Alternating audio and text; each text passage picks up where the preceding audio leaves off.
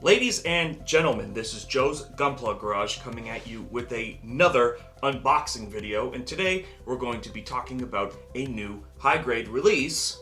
Today we're going to be talking about the new Athrun Zala mobile suit from Mobile Suit Gundam Seed Freedom, the new Seed movie that we got this year, and that is none other than the Infinite Justice Gundam Spec 2. So this is pretty much an Infinite Justice Gundam with a different backpack on it, and I think that's primarily the biggest difference. Movie spoiler, this is hidden within a Zagok for the whole movie, but it pops out at the very end for some carnage against the Black Knight squad. So somehow this entire thing fit inside of a Zagok, kind of a wacky design, in my opinion, to have this hidden within a Zagok. It's interesting, it's definitely interesting for sure. It kind of harkens back to the over-on type of mobile suit where that was the O with a Gundam hidden within it. I'm going to put the camera up and we're going to unbox this and take a look at all the runners.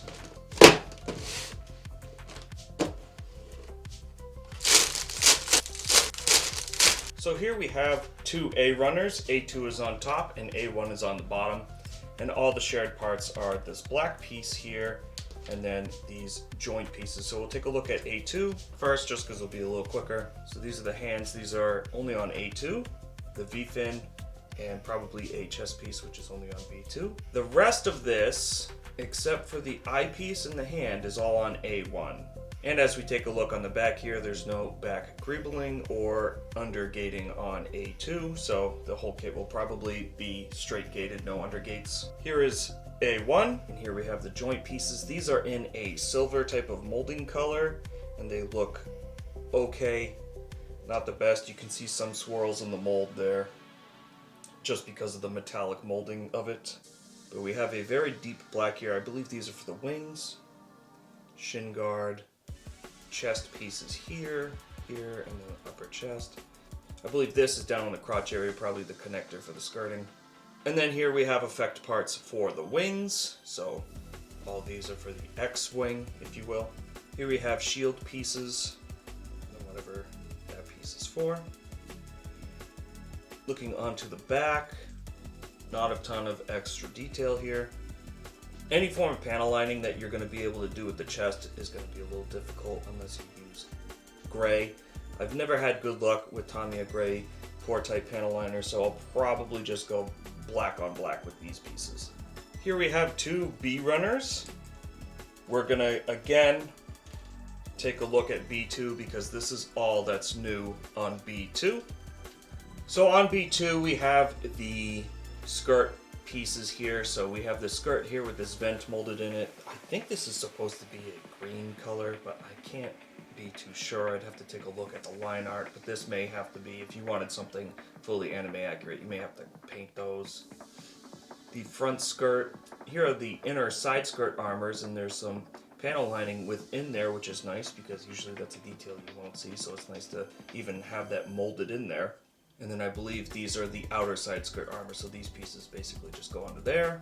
And then the front skirt armor. Now, do we have greebling under these? Let's find out. No. But it looks like there's probably a gray piece that this clips onto, which is nice.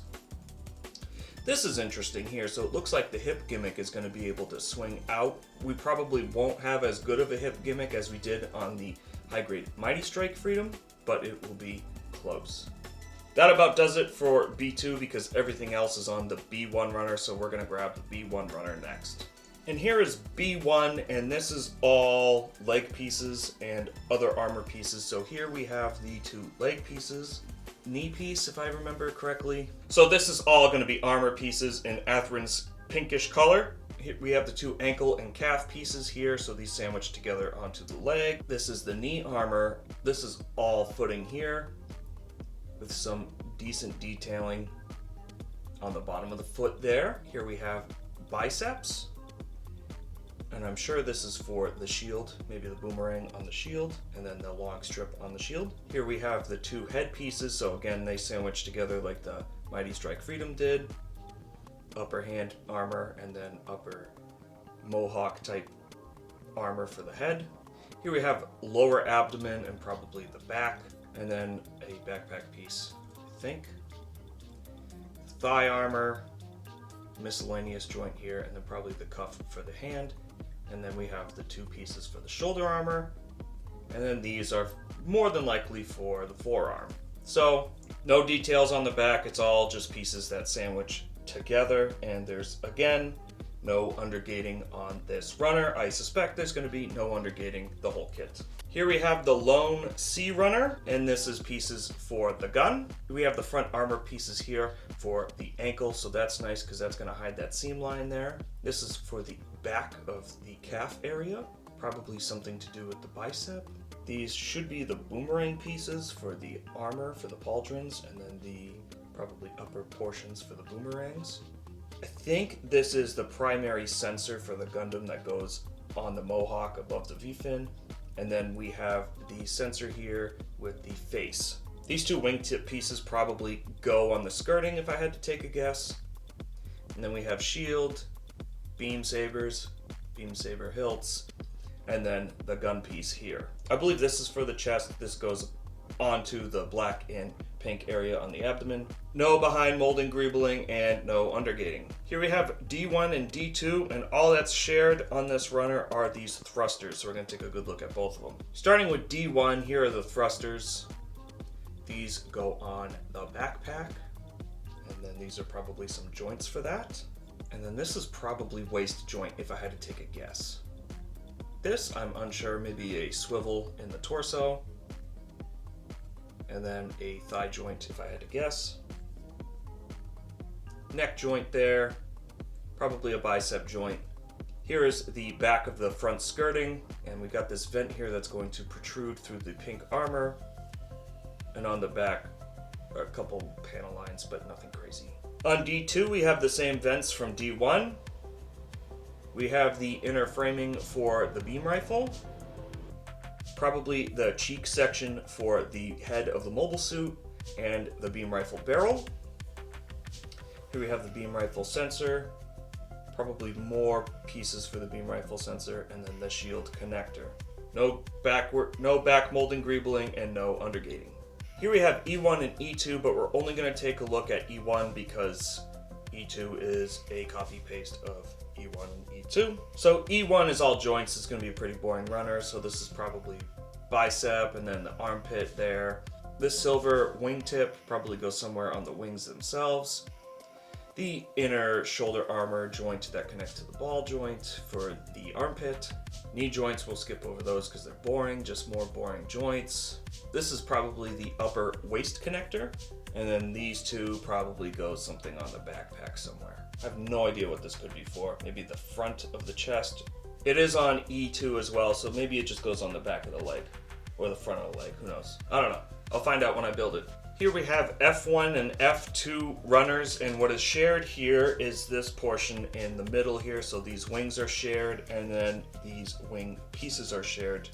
So we're gonna go up over this whole runner for F1, and then on F2 we'll just look at what's different. So basically these pieces down here.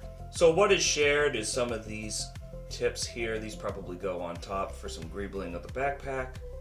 And then the engine for the backpack. A missile pod for the backpack. This either goes on the front. I'm pretty sure this goes on the front. And then some color separation for the backpack, as well as a cannon for the backpack.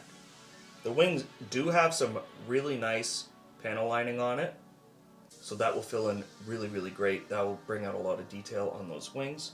And then I believe this is the beam cannon for the backpack, or it's like the center cockpit type area, if you will. Upper wingtips, if I had to take a guess. And then just more structural pieces for the backpack itself. There is back greebling on the wings, and that's good, so you can see it on both sides. But the rest is all sandwich pieces. All that's different on F2 are these pieces down here. So probably a wingtip piece there. Some very decent panel lining on this big body piece of the backpack.